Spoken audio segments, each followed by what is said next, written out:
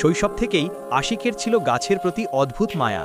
যেখানে কোনো বড় বা সুন্দর গাছ দেখত, সেখানেই দাঁড়িয়ে যেত মুগ্ধ হয়ে। তার হাতে যেন ছিল এক আলাদা জাদু। গাছের ডাল, পাতা, কাণ্ড সবকিছুতেই সে দেখতে পেত শিল্পের ছোঁয়া। একদিন আশিক ঠিক করল, সে একটি পুরনো গাছের কাণ্ড কেটে তাতে বানাবে কিছু অনন্য সৃষ্টি। ধীরে ধীরে ভালোবাসা আর পরিশ্রমে সে সেই গাছের গায়ে তৈরি করল এক সুন্দর মসজিদ। ছোট হলেও তার সৌন্দর্যে মুগ্ধ হল গ্রামের সবাই। গাছের বুকের ওপর দাঁড়িয়ে যেন আলো ছড়িয়ে দিল সেই মসজিদ, যেন প্রকৃতির মাঝেই মিলেছে স্রষ্টার সৌন্দর্য। গ্রামের মানুষরা এসে দেখল আশিকের সেই সৃষ্টি, আর সবাই বলল, আশিক শুধু গাছ ভালোবাসে না, সে ভালোবাসে আল্লাহর ঘরকেও।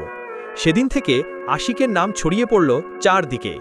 গাছের প্রতি তার মায়া, পরিশ্রম আর ঈমান সব মিলিয়ে আশিক হয়ে উঠল গ্রামের এক অনুপ্রেরণা।